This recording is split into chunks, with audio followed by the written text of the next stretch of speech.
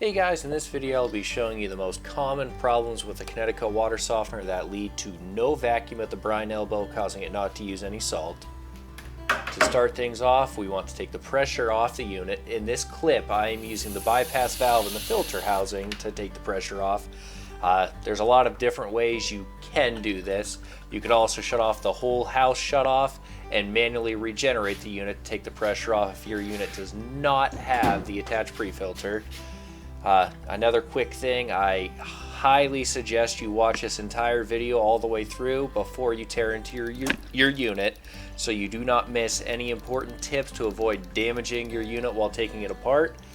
This job can definitely be done by a homeowner as long as they follow a couple of these guidelines. Now that the unit is depressurized, you are going to want to remove the brine line and the drain line. They are both held on by these two compression style fittings. You can just unscrew them with your hands or a set of pliers.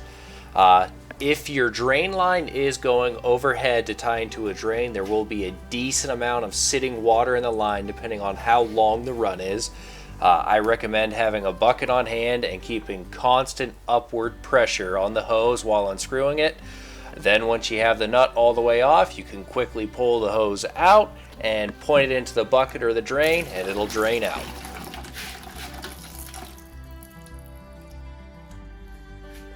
Next, remove the two E-clips holding the unit to the bypass. These can be tricky to get off, so to start out, grab the elbow and the head of the unit and push them together to try to take any excess pressure off the joint. Then pry up on one side of the clip until it pops out, and then try to get the other side out. You may have to shift the bypass around to get the other side of the clip out. And coming up is one of those very important tips that you must follow in order not to damage your unit. When removing the unit from the bypass, move it as little as physically possible. And if you have to move it away from the wall, make sure you move both tanks at the same time. You can crack the main base and the remote base if you attempt to walk the unit out while they are still connected together. Now we are going to remove the head bolts. These are just standard 5/16 bolt heads, and you can only use hand tools on these bolts. If you use a drill or impact driver, you may snap a bolt or strip out the threads in the plastic base. So nut driver only here. That is another golden rule of working on Kineticos.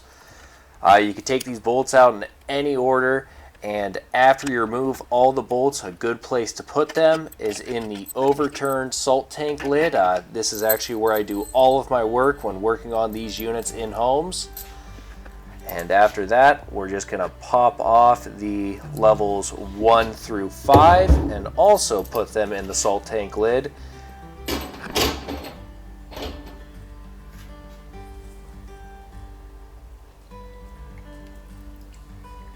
And here you can see our first culprit that can cause no vacuum. These are called the check stems, and you just want to make sure that they move freely and are not badly worn in any way. As long as they can move up and down in their holes, they are fine.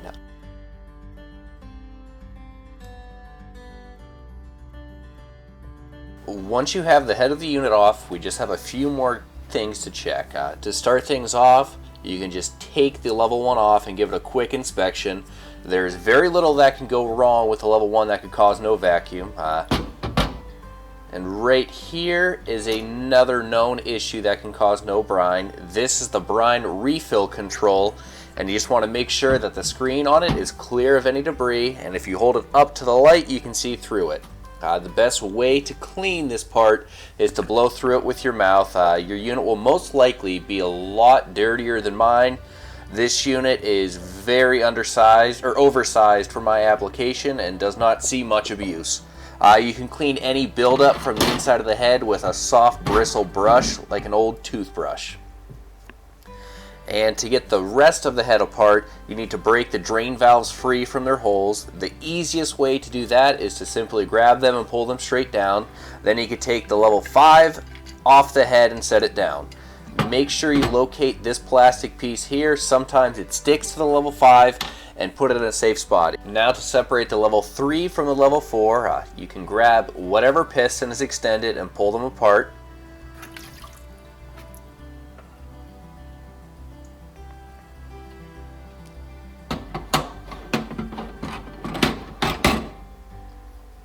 And here is another part that can get clogged up, causing you problems. This right here is the backwash flow control. And just make sure you can see through it. It gets clogged pretty rarely, to be honest with you. This is the #1 culprit that causes no vacuum in these units. This is the Venturi. Yours may be a different color. It is sealed into this hole with just an O-ring, so you can grab some pliers and pull it straight out.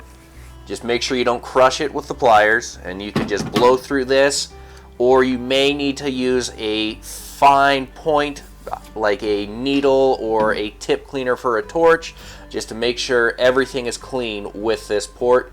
Like I said, 9 times out of 10, if you have no vacuum, this is your problem. This is a pretty rare case, but I figured I would mention it while we have the unit tore apart. Make sure all 4 of your main pistons move freely. If they do not move freely, it can also cause no vacuum. But like I said, this is pretty rare, and 9 times out of 10, this is not your issue. Finally, we are ready to reassemble the unit.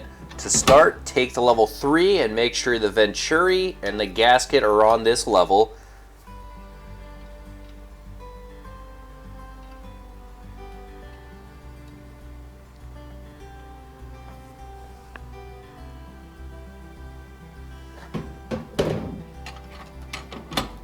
Then you want to take the level 4 and its gasket and put them together. Another quick tip, if you wet all of the seals, they will stick better on the levels. That way you can turn them upside down and do whatever you need to do with them. And while you are here, also make sure that the backwash flow control is present, and locate the little teeter-totter, the plastic piece I told you to put in a safe spot earlier.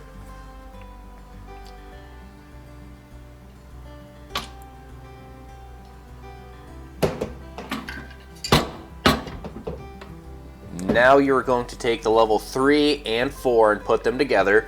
The trickiest part about this is getting the control valve in its hole. I always put one finger on it so I can kind of guide it in. Once you get them together, you just want to compress all 4 of the pistons, and it'll probably squirt water at you. That is a good sign. That means it has good compression.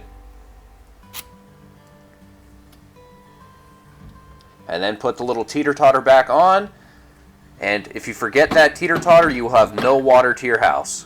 Then you can take the level 5 and same thing, just control the 2 drain valves with your fingers and put them together.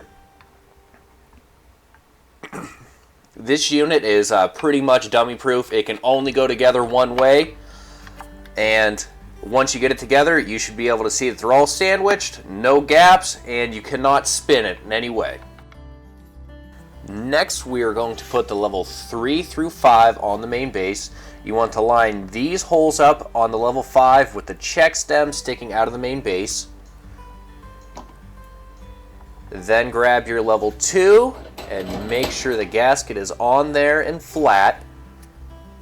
And confirm the brine flow control is there. And to line this level up, just put the brine flow control over the hole here in the level 3. There's also these small locating dimples on the head that correspond to the holes on the corresponding levels.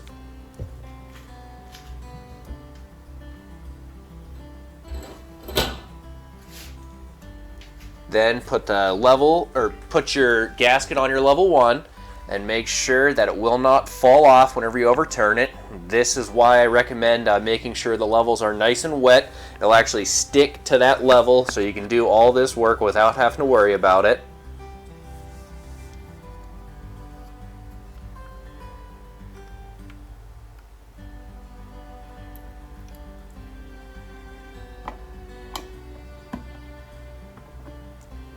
Then take all of your head bolts and place them in the holes. This is another very important tip here. When you are tightening the bolts back down, you have to start by turning counterclockwise with each bolt until you hear or feel a click. This is the bolt threads lining back up with the threads that are already cut into the main base. If you do not do this step, once again, you run the risk of stripping the threads out of the main base. Unfortunately, this is the one downfall of Kineticos, is the fact that all of the main components are made of plastic. And then to start things off, we start with the bolt located at basically the noon position and snug it up. And once I get it so tight, I will come down to the bolt located directly across from it at the 6 o'clock position and snug it up all of the way, and then head back up to the bolt that I started with and snug it up some more. I do this to prevent the head from warping as I'm tightening them down.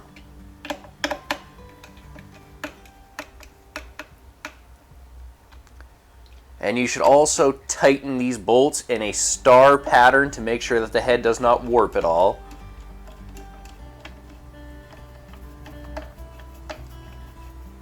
And you also do not want to over tighten these bolts. Unfortunately, it's just kind of a feel thing.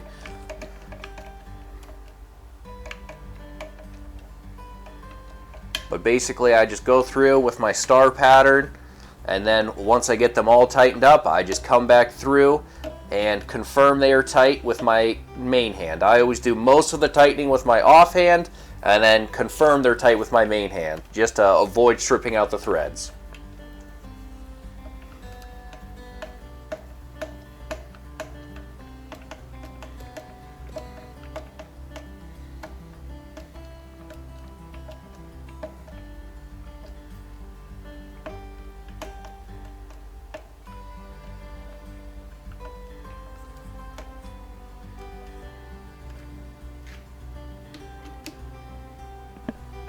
I know this is kind of boring to watch. I just want to basically beat it into your heads that you need to turn it, the screw backwards before you go forwards, just to line up the threads so you do not strip out that base, because if you strip out that base, you'll have water coming out of basically anywhere it can on the entire head, and you will have to replace that base, and they're not a cheap date.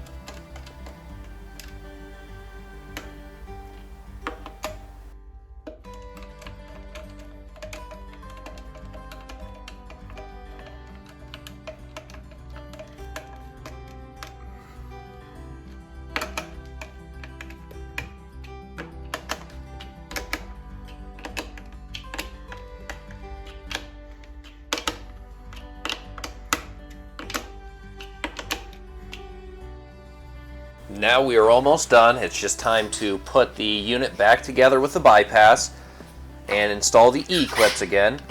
This is once again just kind of something you have to struggle with. There's no good way to do it.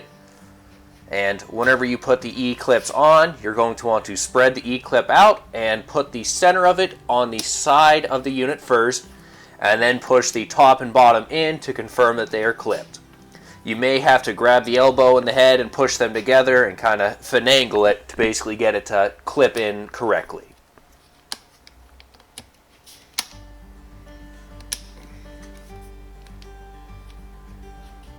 Alright, now it's time for final assembly. We're just going to take the brine line and screw it back on. You do not have to snug this up completely because we are going to be taking it back off to confirm that we have vacuum. And you're going to take the drain line and screw it back on.